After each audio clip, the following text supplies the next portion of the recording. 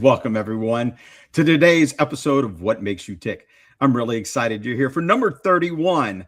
But as always, before we dive in, let's get to a few housekeeping notes and that can make the experience great for you. Today, I have an interesting guest, and I'm excited to connect you with this gentleman. But first, this is an interactive live session. You're encouraged to participate, ask questions, and connect however you can. To ask a question, drop it in the chat. We'll bring key insight into what we're doing. We'll use LinkedIn DM and the comment section for any events posting for any of the behind the scenes coordination. So feel free to message if you have any questions. If you get disconnected, LinkedIn will do this from time to time. Just simply rejoin.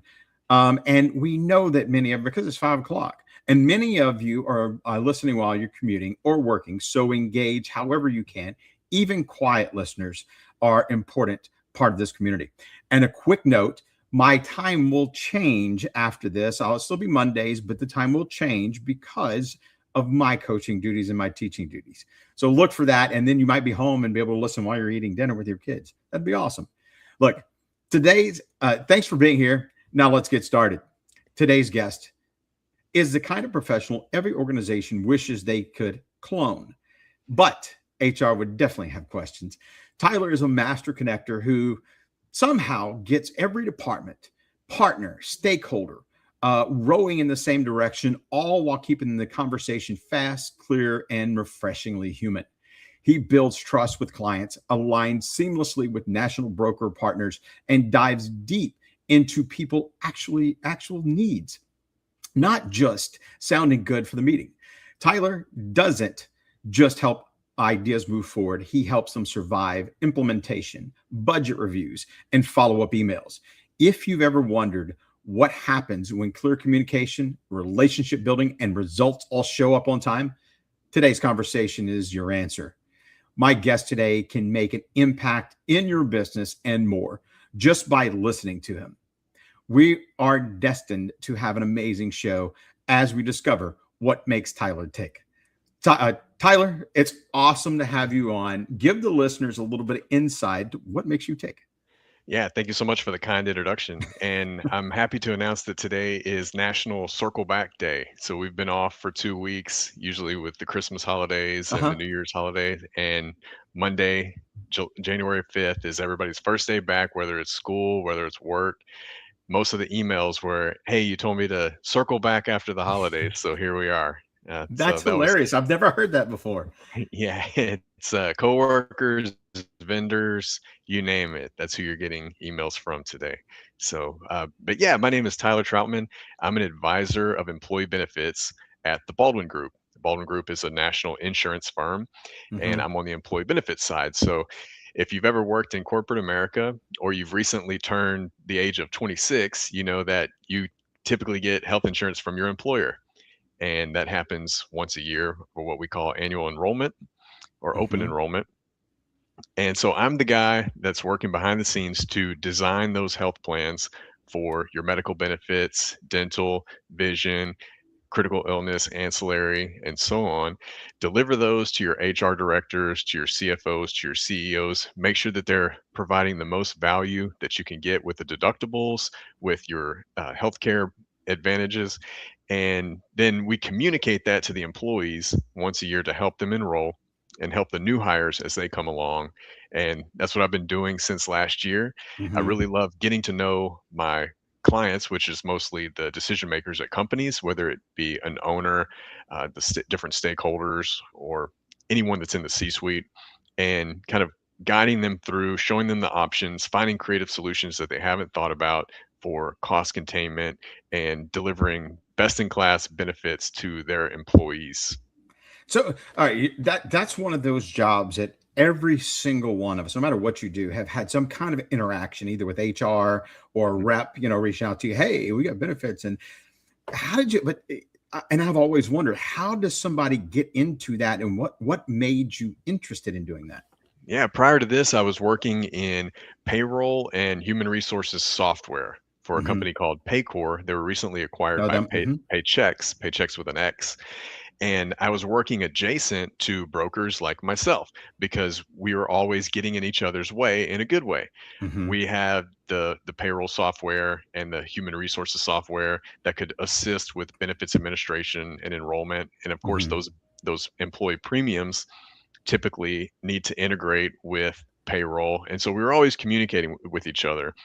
And in software sales and tech sales in general, typically as a sales rep in that area, you're responsible for running a sales process, a demo, and then once you close the deal, you're going to hand it off to implementation and move Hmm. on to your next prospect. Right. Well, I wanted to spend a little more time with the retention. And so in the employee benefits side, you can have a client for many years. It could Hmm. be Hmm.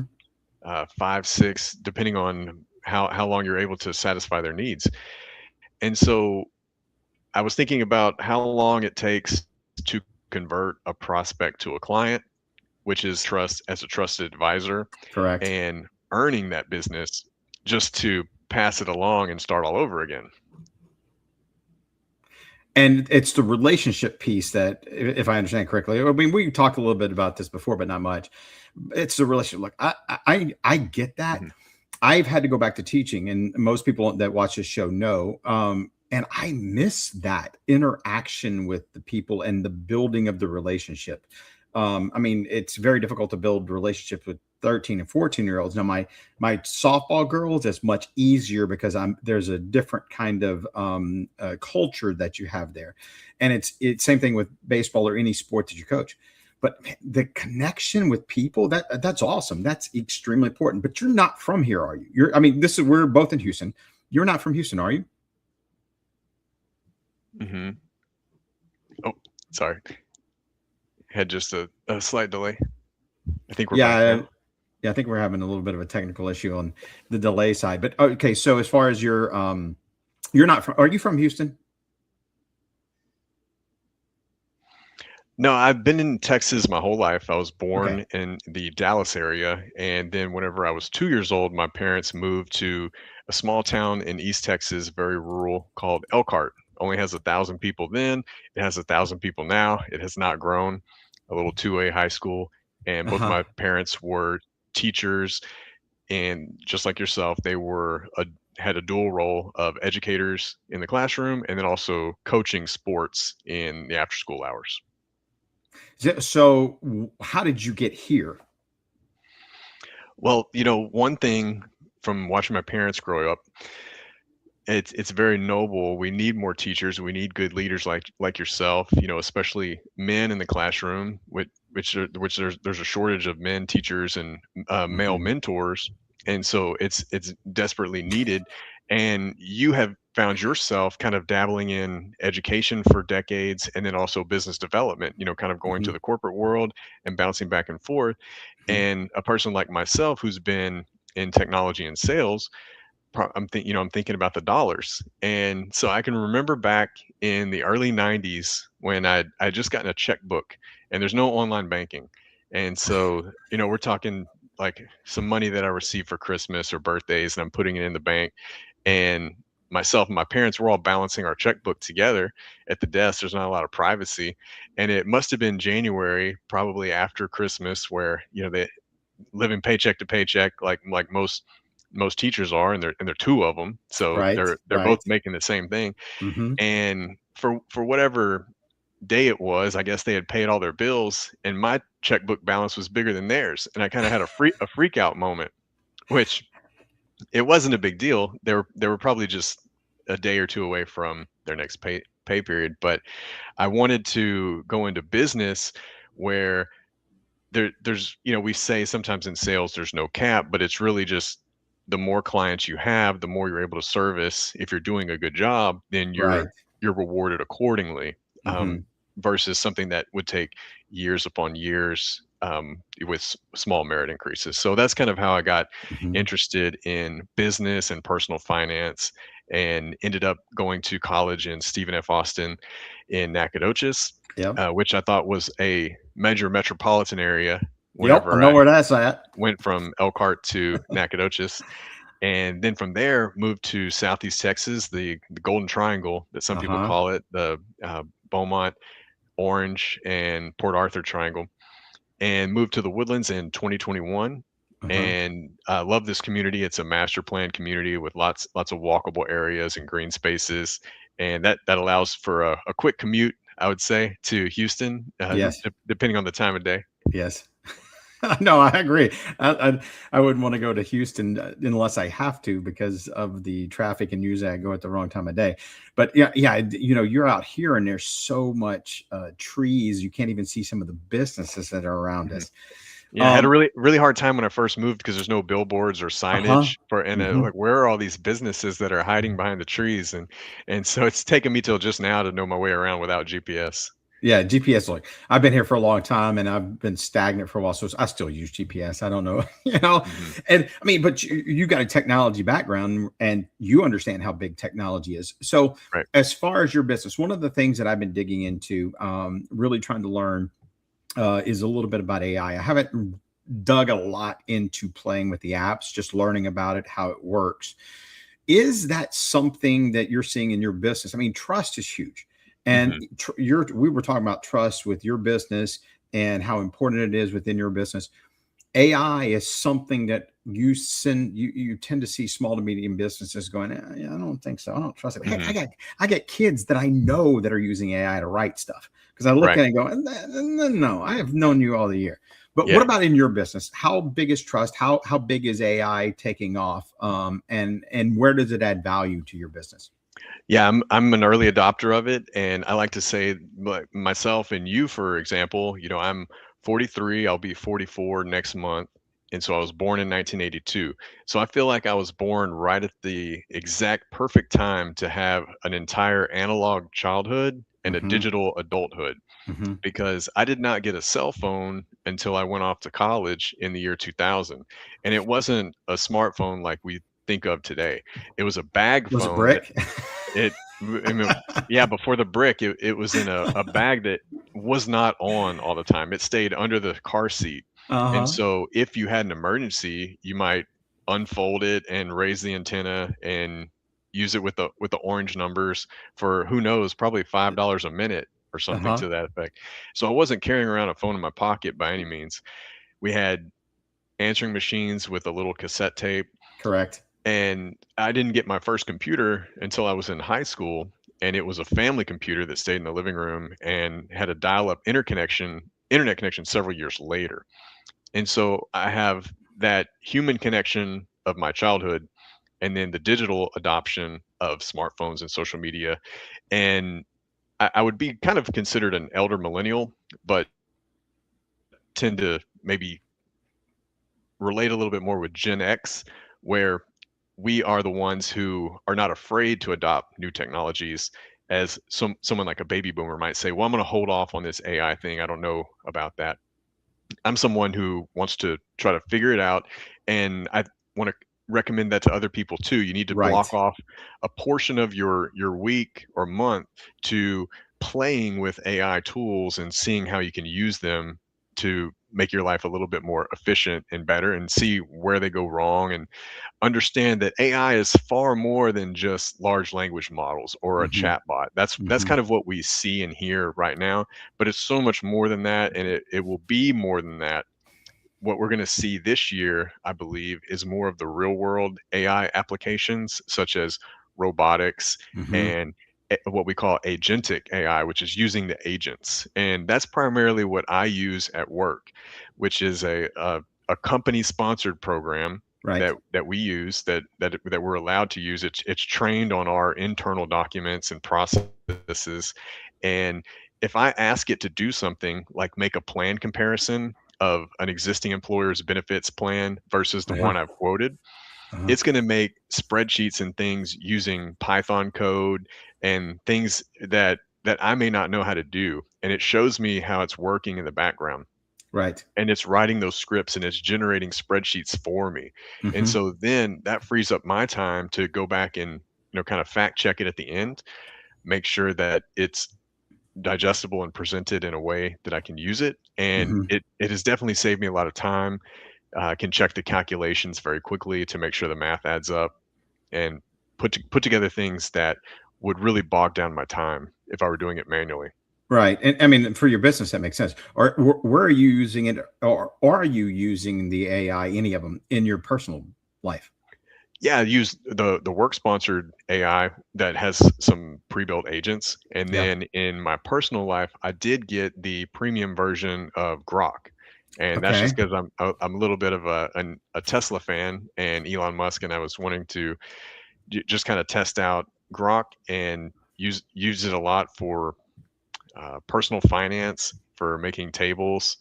I usually scour the Houston Business Journal, and they're Okay. very good at they give away a lot of information. Sometimes Yes. they have a list every time that is, here's the top 10 cybersecurity companies, and here's the top executives, and here's their name and their email. Well, you can scan that, put it into a table, extract some information that you can use in your sales process. Okay. So, in my experience, can you? I haven't done much scanning, but can Mhm. you, with Gronk, can you pull it? In other words, can you have it search for it and pull that information without having to upload it or download it? Yeah, I would say that large language models have gotten very good at image recognition. Yeah. That's kind of like one of the first things that they were good at, and from the training perspective. And so you could either upload information or have it create information for you, different Hmm. formats. Whether you want something in an Excel format or a PDF or a presentable format, or sometimes it might need to be in a CSV file that can Right. be imported into some other program for whatever you're trying to do. Hmm. And we hear a lot about people saying that is it going to replace jobs? And I think that we'll just evolve with it, because if your job is the task, then yeah, you're going to get replaced. But not everybody's job is just the task. So we're too young to remember this, but back in the telephone days of landlines, we used to dial a number and it would go directly to the other person's house. But before Correct. that, there was a switchboard operator, which was essentially usually a woman who would pick up the other line, and you'd tell her who you're trying to call, and she would rip out the phone jack of Uh your huh. line and then plug it into another one. Well, Hmm. obviously that went away when we started calling directly, but it didn't impact the economy in some negative way. Neither did lamplighters, which would be the guys who would go around at night and light a gas lantern Right. on the street corners, and then I would assume that in the morning they would go by and blow them all out. uh, but the invention of streetlights, and then later LED streetlights and automation systems, Hmm. just kind of evolved with it, probably created more jobs. And so in radiology, for example, people thought that maybe reading x-rays, that would cause AI to replace radiologists. But Hmm. what it actually did was create more radiologist positions, because their job isn't just reading x-rays, it's diagnosing disease. And so if they can have AI, which is very good at image recognition, read the x-ray, they're able to diagnose more patients more efficiently. And so those are some of my anecdotal examples, if you will. No, one of the things that I'm a big fan of is I think um, sorry, there's an issue with the thing. Uh, one of the things that I find, and that I'm a big proponent of, is that there's tools that you can use. The biggest one that everybody knows is chat, but those are Mhm. only limited to what you can do based on your business and what you're looking for, or based on your personal, whatever you're looking for. There are different, much like apps out there, there's different AI you can use. And regardless of what you do, like you said it earlier, and we both said it, the connection, the human connection is the most important. If you can use it correct, there are certain things that you can create that automate a simulated, at least human connection that can Mhm. help businesses to understand. Two, if you can understand it and utilize it correctly and teach it correctly, then the minimal task that you have, or the task that take an hour, may take you 15 minutes now. That Right. allows you to get out there and be more connected to the people that you want to, or connect. And I honestly think that that could be a game changer on what we've done, because the pandemic, in my opinion, has put us in a spot where we don't connect with humans like we should. Right. And I'm walking around school and you see these kids putting on their headphones immediately, or they leave school, and it's like, what are we doing? Hmm. are you go, I went to uh HEB, and there was a guy I tried to, he had his HEB stuff on, and I said, "Sir, can you help me for a second?" He didn't hear me because he had his earbud in. I'm like, Right. what are we doing? So all of this, I think, all I have to say is I think it's a big help that the AI in a business can help you to get out there. And what the big thing is, or the real thing is making sure that you connect with humans. I think two things can be true at the same time. I think one, AI will do amazing things, and I think human authentic connection will become a premium. Yes. Meaning I think people are going to crave live events such as a sporting event or a concert that's in person. Hmm. I think that if you're a teenager right now and you're growing up with a lot of friends that have the headphones on and or when you pass by a bus stop, every Hmm. kid is on their phone. It is a superpower if you could be a teenager right now that can look someone in the eye, shake their hand, and present yourself to them in a job interview Yeah. or have a, a a very kind of charismatic conversation. Right. No, and I completely agree. Look, we're getting close to the first reset. Mhm. So before we get there, I always end my first segment with a book, Yeah. and we haven't talked about it. So I'm sitting here listening. What's your book? The one that I've gone back and read the most is Never Split the Difference by Chris Voss. And Chris Hmm. Voss is a retired FBI negotiator.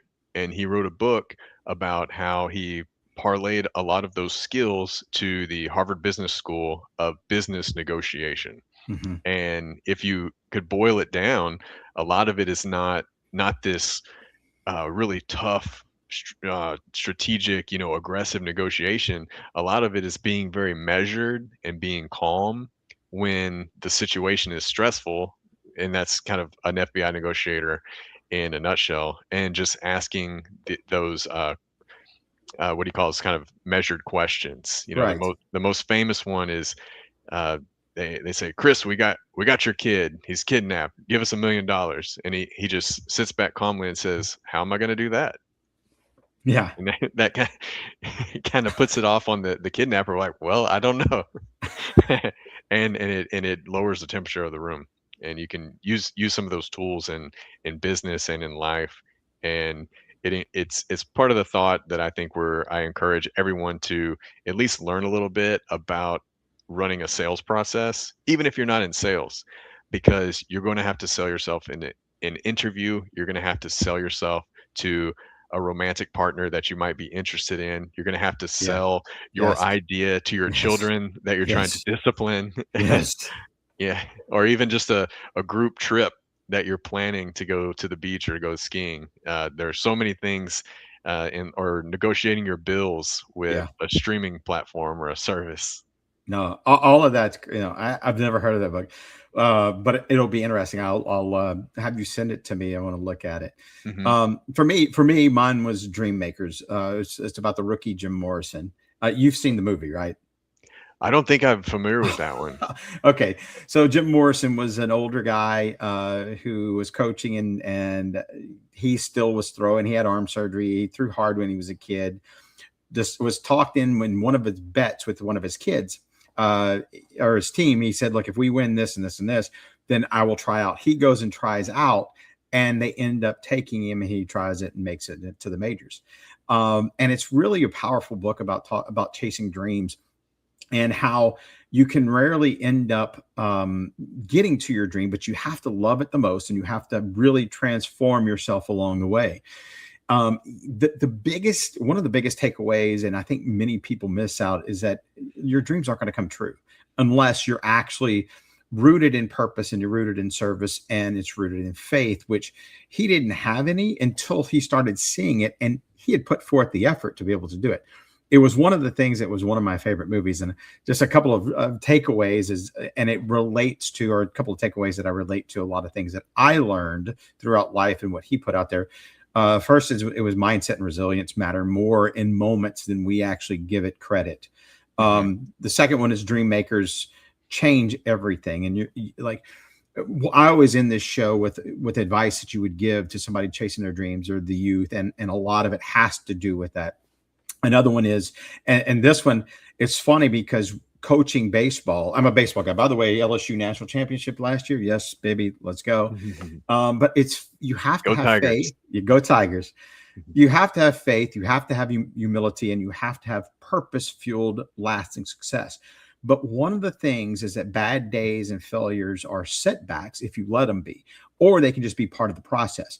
We used to have this saying when I coached here in the Woodlands. I coached baseball, and it was "flush it." We actually had a toilet, so when Mhm. something would go wrong, we had one of those little toy toilets. When something would go wrong, and you were angry, you didn't beat your bat, you went back in there and you flushed it, you let it go, because that next, if you're worried about that moment, then you're going to miss out on the next moment. That's a very good physical act that can represent a mindset. Correct. Mhm. Yeah, correct. No, exactly. Look, today this is my 31st podcast. What Makes You Tick is an authentic, relaxed, purposeful conversation about trust, clarity, and traction. We try to incorporate the purpose of what you do and the impact the life of others by sharing business and personal stories on building a culture of trust, creating clear, impactful message as a leader with insight to how you can build traction within your life. My guest today is Tyler Troutman, and we're having a great conversation about everything from AI to baseball and to flushing it and any really connections. And one of the things I'm going to go back to the AI a little bit Okay. and kind of reset that. Right now there's a big challenge in all businesses to try to understand exactly where it fits. And one of the things that we talk about on the show is clarity. Where can AI, or how would you advise, let's say you're advising a business owner, how would you advise them to find a way to create clarity within their business from the use of AI? So a lot of businesses right now are saying that they are AI first or anything that they can do. If you listen to any earnings call on Yes. Wall Street, Hmm. it's almost like they're forcing the AI into the conversation, even Hmm. though if they don't know what they're talking about or it awkwardly fits. And that's a little bit of the thought of comparing it to the internet. Back in the early 2000s, if you weren't a dot com, if you weren't doing something with the internet, you were going to get left behind. And I think we'll see that in government as well. That's why there's a big push for superpowers of the world to try and adopt AI, because it's a little bit of an AI space race. That, Hmm. let's say AI never gets any better at all. Well, those governments are still going to try because of the what if. And Hmm. if there is a chance that AI is humans' last invention because it achieves sentience, or however you want to pronounce the sentient word, then the risk versus the reward is kind of like the moon. Okay, Yeah. we don't do anything on the moon anymore at all. But I'm sure back in the 60s in the space race, it was theorized that we were going to be living there, we were going to have military bases there, that we would be able to shoot missiles from the moon, and it ended up not panning out. It's the moon is not really that great of a place. It has no atmosphere. It would be very hard to sustain life there. It would be worse than living under the ocean. So there's a there's a flip of the coin where AI could turn out like the moon, or AI could turn out like the greatest invention humans have ever made. So in short, for companies, I would give the same advice as I would give individual contributors: is play with it and be curious and see how it can fit into your business. Even as a blue collar trade, there are constantly I worked with building automation systems and HVAC technicians, Right. and they would have to do a lot of troubleshooting. These young guys in the field would have to call my boss and do like over the phone troubleshooting, where now you could take a picture of specifications, you could take a picture of meter readings, Hmm. and the AI can get you there pretty well, for a certified technician that may not have to make that phone call that delays time or on service and repair, Hmm. or simply just communicating with customers like, hey, your technician's on the way. Here's the GPS of where his van is. He's about to, it makes a better user experience. There are so many different ways that you could implement it. And I would say, see what you can do. If you Another thing that the teenagers could do is, if you could get really good at learning a few AI tools, you could Yes. almost go to you could go to any company Hmm. and Hmm. say, "I understand how to use AI. I can do Hmm. the job of most likely 3 to 5 people at your company, and here is why, and here's what I Right. can do, and here are some examples. Hmm. You would get hired instantly. Yeah, and what I'm finding is, I mean, you're finding the same thing. Is as you dig in, prompting is huge. You can Mhm. use a lot of prompting. One of the biggest advantages I'm also seeing is that you can also use it as a learning tool. As you dig in, it creates, because we all have weaknesses and we all have strengths. Mhm. If it can act, if I can use it to build my strengths, then that's awesome. If I can use it to fill in for my weaknesses, that's even better. That's what Right. creates the time and creates the connection. What I found is, like, I grew up in South Louisiana.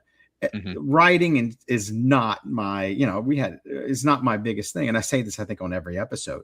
The one thing for AI that I've learned is that I can write better. And Right. I've also been able to dig into the other thing, and maybe you can help. By the way, before we go any further, I want to apologize. There's something that's going on with the streaming, so I apologize to those that are listening. I've tried to fix it on this side. Unfortunately, I can't get it fixed, but I do think it's with the streaming app. I'll reset it after this. So please bear with us. Thank you for sticking around, and thank you for the messages. I wish I had AI that could fix that right now. I would do Yeah, that. it looks smooth on my end for what it's worth. And as you said that, you glitched out. I think it's on my computer. I think it's on the app that I'm using right now. So, but yeah, I think, to your point, the other piece is using the right AI, deciding what do you want. There's so many options out there. It's like an app. Right now, you Mhm. have an app for everything, and it's frustrating to look at your phone, or at school. I go to my desktop, sit down on my laptop, and there's all these apps. I don't use half of them. We Mhm. have them for different uses. AI Yep. is kind of the similar. I feel like it's going through the same thing, where you want to be very specific in what you want to use it, because I could put on three of them, and they do different things, or they do something similar. Whereas, is that in my best interest? So Yeah. as far as communicating that information, I mean, how would you do that? I think you do wanna be cautious about information overload, and Yes. something that I've started to do in my life is I've recognized I don't really need an app for my laundry machines, for my kitchen appliances, for some of these things in my house that those companies feel like they have to have an app to be relevant, and they really don't. I've kind of gone the opposite way in some aspects, even vehicles, to where, I got rid of the washer and dryer that is all digital and make all the fancy noises and have the app, to a Speed Queen, which looks like a commercial laundromat washer, but it lasts Hmm. 20 years. Hmm. Or same thing for the kitchen appliances like the fridge and the stove. I've deleted all the apps because that's something where physical buttons and you just want it to work, and Yes. you don't really need all the notifications coming at you. Um, the right to repair has become a big topic of conversation with vehicles. I used to be able to work on vehicles from the 80s and 90s very Right. easily and go down Hmm. to AutoZone, and that's kind of gone away with some of the newer vehicles that are either locked down with electronics, they have subscriptions in order to use the infotainment system. And so I'm hanging on to the paid off Toyota Camry that I have for a while because it's I can still work on it, and it's very easy to use, and you turn the key and it just works every time. Right.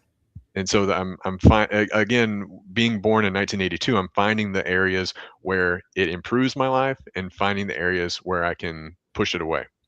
Yeah, and I think that's the one of the biggest challenge. So if I'm a business owner, and let's say you were going to give advice to a business owner, Mhm, what would you tell them to look for, as far as, one, testing an app, mhm. and two, in integrating an app into their business?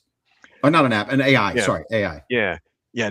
Does it do you, after you use it, do you have regret? For example, if you scroll on TikTok or Instagram Reels for about an hour, maybe you Hmm. had a good time, but you kind of regret it. And Hmm. so, if apps are feeling that way, like they're bogging you down, versus the way I feel when AI helps me accomplish something quicker, like Hmm. making a spreadsheet for me. I've also used one AI to prompt the other AI. An example of that would be a tool called Gamma that will make PDFs and PowerPoint presentations for you. I tried to do it from scratch myself, and I Hmm. was like, I don't think I'm prompting it the best. I think it could be a little bit more organized and a little cleaner. So I went to Grok and said, "Hey, you're probably familiar with this tool. You talk to it like it's a human. Correct. Yeah, I'm that's the familiar. weird part. I have this tool called Gamma. It makes PowerPoint presentations. Here is the data that I want to load in there, but I need help with the color schemes, with the organization." And it gave me the prompt to copy and paste into Gamma, and it Yeah. made it beautiful. It was exactly what I needed. And so things like that I feel very accomplished. I feel like I'm running on all cylinders, or running on all GPUs, so to speak. Yeah. No, and you probably know as well as I do, the more that you play with it, the easier it becomes. But it's if you talk to it like an assistant, or Mhm. something that it can add extreme value to your business or just your personal life. Right. And it can tell you how to use it itself. So Yes, if you don't know how to use it, good just point. ask it and just explain what you're trying to do. It's kind of like a whiteboard session. When you have your employees and you're brainstorming, I you just like need to that. do the same thing with one of the AI tools. Yeah. Okay. So as far as personally, let's go to the personal side and kind of back off of AI for a minute. If you're and here's we're talking about connection. So you and I have done networking, we've done business development. One of the biggest things you have to do is create trust within who you are by being real. And what is we've come Mhm. across people, and for me, like I just want to be authentic and real around everybody I am as much as I can.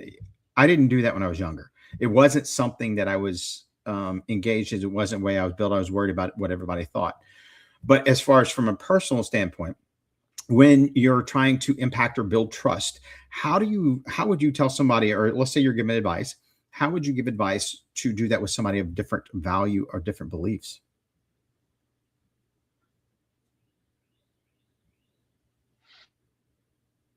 Tyler, Yeah, did you I get try me? to surround myself with people on both sides, or all sides of the spectrum, and try to have conversations and listen to them. And I've found where I have a fairly diverse group of extremes, from a political standpoint, from left and right, and I Hmm. can get seem like I get along with all of them a little bit as a centrist. I have some opinions on each side that I seem to agree with, and others I can be like, well, not so much on that point, but maybe another. And I really just don't give into the identity part about it, where it, if you're caught up too much in this is your identity and you're trying to project that, then you're going to alienate some of your prospects, some of your clients, some of your customers. And some people enjoy doing that. When I'm calling on some businesses, I go in and they have a shrine in the lobby to a certain political candidate. And I think, okay, like I can get along with this person because I know the No. types of things that they enjoy. And then sometimes I go into the complete opposite, and I Hmm. know what types of things they're going to want to talk about and what's going to be important to them. And so you really have to have that open mindedness, as a sales professional, that it's not fake. I generally do enjoy talking to all those people.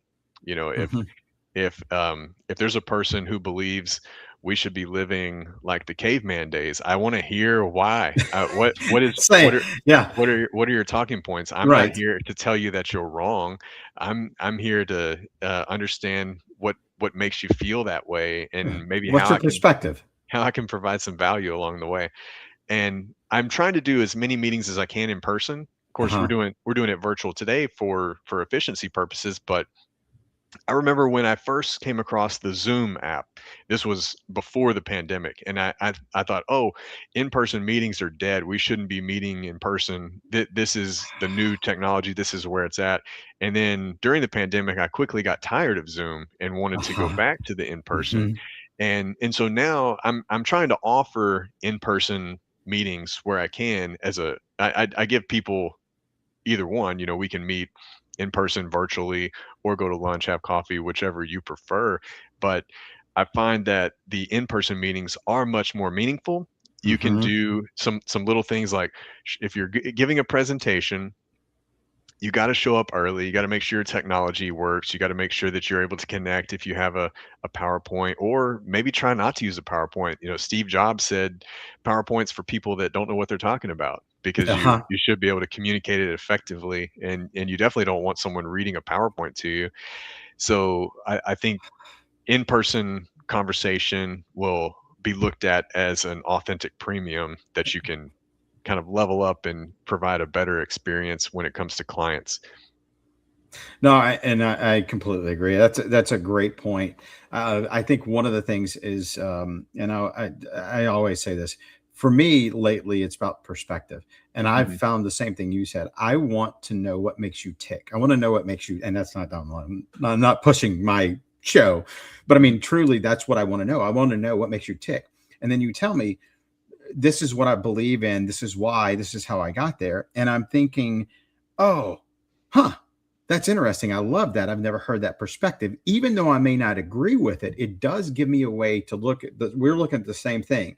You're looking at it from this direction. I'm looking at it from the other direction. It allows me to see the backside that you're looking at, and I may see something different that could make an impact in my life, or I could do the same for you. Mhm. But unless we have that engaging conversation, a lot of us miss that. We want to tell people they're right or they're wrong, or no, we disagree with you. It's not about that. It's about really learning the perspective of different people and going, huh, I never looked at it. Because like being an educator, and your parents were, so you get Mhm. this. Every kid is different, and being around people, they're just completely different. And then two things happen. One, they grow up into that same person, they'll be different as everybody else, or they'll change and still be different. That's what makes us human. Yeah, and you should always try to see the other side. Whereas, like in my role, I get invited to lunch, coffee, breakfast events a lot, and one of my business colleagues is vegetarian. So they said, "Where do you want to go to eat?" I don't know. Take me to your favorite vegetarian place, Hmm. and I'll let him order, and I'll say, "Give me the same thing. I want to try it." Even Yeah, though yeah. I most likely had eggs and bacon that morning, I still want to try what it is that he's experiencing. Or if someone has a favorite coffee shop, I always try to let the other person pick. Pick your favorite spot. Lunch is on me, coffee's on me, but I want to experience your favorite Yeah, place. yeah, yeah. Mhm. And it grows with what you're talking about vegan. New Year's, I went to a friend's, Maggie Judge, who's been on this show. I went to hers for New Year's, and one of the guests made a vegan chili. Dude, Mhm. it was good. Yeah, I it's was like, fine. Yeah. yeah, And and you as Brian, you don't need to change your entire lifestyle, no, but you shared a meal with someone that you enjoy spending time with, and you got to eat something that they enjoyed making and sharing with you. correct. No, I love that. Look, let's do a quick reset. We're going to Mhm. the last portion of our show. Look, thank you for listening to my podcast. Again, apologize for the glitch. There may be something on LinkedIn. I think it's actually on my end. There's something on the app that's going on. But this is called What Makes You Tick. Tyler and I are having an authentic, purposeful conversation on trust, clarity, and traction within our business lives and our personal lives. If you have any questions or comments, drop them in. So far, we've had several people drop in comments. If you have any questions, please drop them in. Tyler, what in our give the audience one takeaway so far that we've had in our discussion? I think of the biggest takeaway I can give people today is if you're not uh, dabbling around with AI tools, find one. Don't overwhelm yourself. Try to ask it if you're using a large language model. How can I use you? This is what I do for a living. Mm-hmm. What are some ways you can make my business more efficient? What are some ways that you can make my personal life more efficient? And just start experimenting. That's what we need to do. The same way we did with the internet, the same way we did with remote control cars and video games, the same way we when we were kids and we used to take things apart to see how it works. Just explore that and be curious with AI, and that'll keep you, because we're at the very beginning. People talk about, is AI a bubble? Well, if it is, we're at the first breath of it. We Mm-hmm. haven't even scratched the surface. So it's going to be around for a while. It's going to be a topic. Learn how to use it. You um, might remember when you were in elementary school and they were teaching you typing class. I don't even think they teach typing anymore because kids already know how to type. You have to, unless you're teaching them how Oh not to my type with gosh. their thumbs, but with their Yeah. all five of their fingers. So that would be my takeaway so far. Yeah, no, it's funny because yeah, I did take a typing class, and I'm much older than you, so I just don't act like it. I act like I'm a kid. All right, so from a growth standpoint, if I'm a Mhm, business and I'm looking to build on what you just said, if I'm looking to build something on my business, what tips would you give me to looking for an app, or not an app, but a what do you call it? Like I want to call it an app, but it's not an app because they're all, even though you have different types of AI, they have mhm. specific uses. Yeah, I Or think yeah, yeah, so if I'm yeah. looking, what am I looking for? For businesses specifically, I would look for agents. Look for something that is agentic AI. That's gonna be the specialized AI that is kind of trained a little bit more like a human to do certain tasks, and look for something that is business specific to your industry and your Yeah. trade. I would also add that know what you want it for. So be Mhm. very specific in, if you need it for money, budgeting your money, sales, Right. if you need it for sales, find something that helps. If you're looking for operations, find something that specifically helps on operations. If you're looking for a little broader, just Mhm. number one, figure out what you want to explore first. And if you want to explore all three first, then that'll give you option. And Right. two, have a plan or start developing a plan to where you can teach it and implement it into your employees. And it doesn't have to be quick. One, I would say let them play a little bit, but two, make sure that you have some kind of teachable course or somebody that can implement it or help you implement it, because it'll maximize what you're going to do. Yeah, it's still very early for robotics, but it's coming quick, and that would be Yeah. something else for businesses is if you have some item that you have to put on the shelf and take off the shelf hundreds of times per day, well, guess what? A robot's probably going to be a little bit more efficient at doing that, and that may not be available right now, but it's coming soon, and so you want to be on the lookout for that and be ready for when that comes. And I think Yeah. if I understand correctly, how that might work is you think of how much it would cost, the labor, to do that specific task, and you would essentially buy a robot that would probably cost about the same as a mid-sized car, a Hmm. sedan, and or maybe you're renting that robot. Let's say you're renting that robot or two robots from from a robotics company for a certain number of dollars per month, and you just swap them out as you need for charging or maintenance, and that's your your workforce. So same as it is with a forklift or the way that we use construction equipment, because when a bulldozer or an excavator or a backhoe came along, well, you didn't need as many people digging ditches with shovels, but Right. nobody's upset that they're using forklifts or excavators to do we need 10 men to lift a pallet on a shelf, or do we need one guy on a forklift? I think Hmm. one guy on a forklift is the right answer. Same thing with the humanoid robots. And the reason that the robotics for AI in real world look like humans is because the world is designed for door if you want it to go through a doorknob, you don't want it built like a tank. Right. You want it built like a Good smaller, analogy. a slimmer human that can Hmm. navigate the world, and Hmm. you can deploy it for tasks that a human would do. No, and if you're a business, bring it back to the robot piece, you also have to know your budget and know what Hmm. you fill in your budget, because you could, it's just like any of these other apps that you have. Next thing you know, you have 18 subscriptions and you're only using like five of them. So you Right. have to be careful. Hmm. So as far as, we're going to switch gears a little bit, because we're getting close to the end of the show. Yeah. But one of the things I always like, I being around kids. Hmm. Let's backtrack for a second. Being in Yeah. business, being around adults, I crave adult interaction Right. consistently, especially being a teacher. But what's some advice that you would give to anybody that's trying to chase their dreams? I would say try to get the easy stuff right. And what that means is I've seen colleagues who would spend hours on a presentation only to show up late to deliver said presentation. Hmm. And that's an example of some of the easy things that you can get right is be on time, be a little bit early, walk into the room with some presence, with good posture, head held high, looking people in the eye, opening doors for people, shaking hands, greeting, saying hello, tell the receptionist good morning, tell the receptionist goodbye, make friends with the janitor, make friends with the building engineer. Those are going to be some people that are you can exhibit kindness to. And so just anything you can think of would be get the easy stuff right. Oh, I like that. And, it's funny because you said something that one of the things we always say is that you'll never get your dreams, you'll never reach your end goal unless you Mhm. show up. It's like, Right. you know, I struggle, and I'm going to say this out loud. I do struggle, always have, with asking somebody out on a date, a girl, Mhm. finding a girl and asking them Right. out. I can have a conversation with them, but there's just something in that transition where, but I don't ever get a chance to ask anybody out unless I actually show up to somewhere where there might be somebody. I'm gonna give you a pickup line, Give me a Brian. pickup All right, line. Yeah, all yeah, right, yeah. all Go right, ahead. Yeah. all right. So, Bill Ackman, he's a hedge fund manager for Pershing Square. He owns Howard Hughes, which we're familiar with Very much. in the Woodlands. But he said when he was a young man and he wanted to approach a woman, he said, "May I meet you?" And May yeah, so may I meet you as a in the form of a question.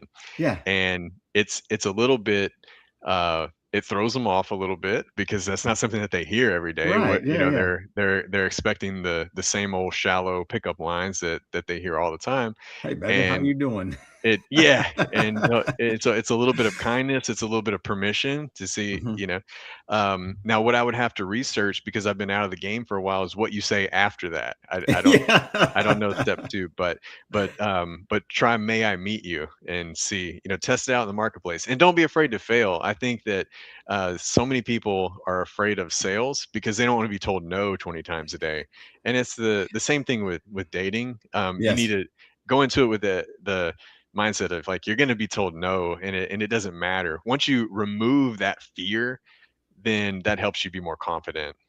Mhm. Yeah, and it's funny because regardless of what we do, and being on both sides of that, and I have to mentally, I do the same thing. I have to be able to go back and say, okay, basically it's just sales.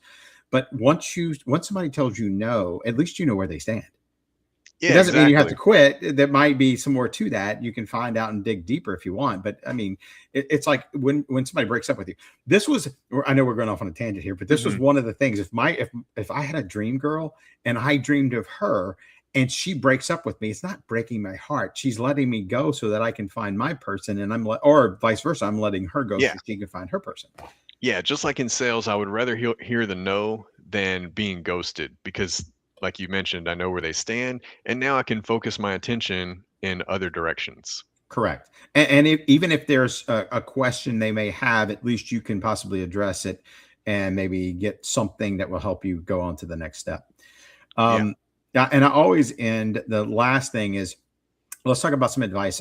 Being with the younger generation, this thing, the show is called What Makes You Tick: Trust, Clarity, and Traction. Any advice that you would give to younger generation on how important trust, clarity, and traction are? It's very important to do what you say. And Oh my so what God. what that means in business is if you say, "I'm gonna call you on this day," or "I'm gonna follow up with you," Uh-huh. or "I'm gonna send you that file," again, it coincides with get the easy stuff right. If you time it and do exactly what you say you were gonna do, try your darndest not to cancel meetings. It's a pet peeve of mine when I block off my calendar for someone and then they have to cancel. Mhm. You may have had podcast guests that have to cancel and you're kind of scrambling, and you're thinking, Mhm. man, did they really have to? Did they just be disinterested? And I'll tell you a story because I was in your shoes where I was married before, got divorced, and now I'm happily remarried. And it was the podcast that I was hosting, my very last episode. I didn't know it was going to be my last episode, but again, like I mentioned, I was living in Beaumont and I was on the dating apps. I had a friend that I was recording a podcast in Conroe, so I drove all the way to Conroe, and on the way home, I matched up with who is now my wife on the dating app. That would have never happened if I weren't in that area. And that day, I thought, man, I really don't want to drive to Conroe. I'm thinking about canceling this podcast. It's a Yeah, Monday yeah, afternoon. yeah. I wouldn't be here in the Woodlands talking to you and having this conversation, or have the beautiful twins that we have if it weren't for keeping that appointment. And I didn't know it at the time. So Yeah, no, it's funny because I'll throw my I've got kids, and mhm, one of my kids recently said he said he was going to do something. He didn't on time or the time that we thought, and Right. he was going to, but he kept saying and he kept giving me reasons why. Growing up, I did the same thing. It wasn't necessarily that I wanted you to understand where I was, Hmm. but all that is, and when we look at it now, that's an excuse. So if you're Right. using those as reasons in your head, they're reasons, but they're excuses. If you stay up and you understand you've got something the next day, and you stay up and you push it off to the last minute, and then something else happens, Hmm. you can't blame that something else happens, because what led up to that is the choices that you made that put Right. you in that situation in the first place. And a lot Hmm. of times people miss that. So if you're a younger person, don't make excuses. Understand, one, there's always something you can do that's better. And it's not about you. It's not about if somebody gets onto you or tries to change your habits or points out something, it's not personal. It's literally just something that you need to go and go. It's an opportunity to learn. Hmm. What are you telling me? What am I supposed to learn here, instead of, no, that's on you? And a lot of Yep. us get defensive. So as a young person, look at a lot of these opportunities as just a learning opportunity. Yeah. And the last thing I'll leave for the younger generation is if your age starts with the number one or the number two, do whatever you can to invest some money now. It doesn't matter if it's $10, if it's from your birthday card, or you have a part-time job at the car wash. Try to invest a little bit of your money now, because Mhm, mhm. it's crazy when you do a calculation of how little you could invest as a teenager or in your 20s to how much you need in retirement. You definitely don't want to wait until you're in your 40s or 50s. You can still get there, but it's going to take a lot more than if you would have started back then. And that sets you on a good path and develops good habits. No, I love that. Yeah, my stories screwed that up. So Yeah. I really love that advice. Yeah, and hopefully with your, decades of being a teacher, you've got the years of service I plus, do. plus the teaching, and I'm confident that you'll come out just fine in the end. But and I know there's probably things that we would do differently if we could go back and have 5 seconds with our younger self. Look, I made a decision. I love the decision I made to start the business that I did. Hmm. Um, I don't regret doing that, but I should have made the decision. I should have that one of my focuses now in this year, 2026. One of my goals is to learn to say no. Hmm. And there were certain things that I wish not that I could feel in my gut that just didn't quite fit. And I would go back and I would have stayed where I was. And I should have, because it was a better decision, and great company, loved the company. I was working for Gordon Hmm. Foods, great Hmm. company, loved it, had some stuff, left money on the table, did a lot of Right. things. At the same time, the reason I don't regret it and I look at it as a learning situation, or that you should, this is back to my point, is that there's a lot of things that I'm blessed that I experienced during that time that I wouldn't have if I wouldn't have Hmm. lost. Because Right. money in the end is not everything, Hmm. although it did cost me a lot of money and a lot of future money. But there were a lot of things I got to see with my kids, and a Yeah. lot of experiences like this we would have never met, if I don't make that Right. decision. Right. Exactly. So it's pretty Yeah. crazy. Yeah, for the young people, it's all about financial independence. The in realizing that the system that we live in, money can solve Yeah. problems, and money can buy you some comfortability in life that is much harder if you don't have it. And so, because we live in that system, we don't live on Mars, we don't live on Pluto. You kind of just have to acknowledge the rules of the game and do the best that you can to set yourself up for success. Yeah. Okay. Real quick before we head out, Hmm. you were on a podcast. You had a podcast. What Yeah. was the name of the podcast? The name of the podcast was Tyler Knows Everything Podcast. And if you look at the logo, the word knows had a line through it because I always wanted to learn more. So it was a little bit of a play on words. If you had the, Ah, the audio version, you would think, oh, that's a very arrogant statement. But if you watch it on YouTube, you would see that it was a learning show. yeah. And you can still see it on YouTube or Spotify. Just search for Tyler Knows Everything. Uh-huh. There's exciting guests from all over the world. See, I just learned that from my last guest, Rob, and we had a conversation this weekend, and I can actually download it. I want to be able to put it in MP3 and then upload it to where it can be listened to on a lot of the other, like Apple and some of the other podcasts. I'm in the experimental phase with that. So yeah, look, please, let's connect. Follow the show live on LinkedIn, YouTube, or it'll be downloaded later tonight on Spotify, so you can see it on Spotify. Tyler, please share your LinkedIn or any information with the audience on how they can connect with you. Yeah, just Google Tyler Troutman. There's sure to have something pop up, and then you can connect with me on LinkedIn from Bryan's page. You can send me a DM if you have any follow-up questions. I'd be happy to help.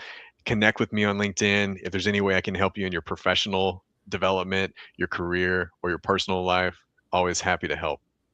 No, I love that. And real quick, just if anybody's listening, there's going to be an article later this week that I've already written that will come out. And it's funny because you were talking about mentors.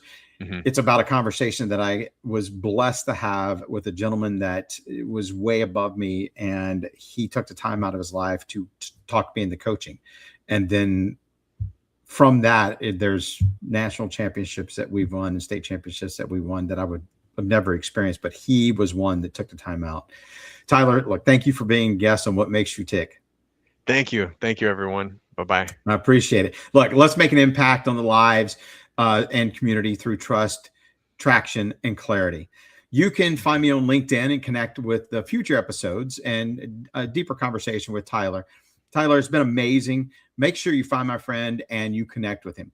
Join me next week when we have an amazing conversation, and my guest will be Richard Castleberry, as we look at the doors you can kick in of leaders that you want to connect with. You want to be there for that conversation. Have a fantastic week. See ya.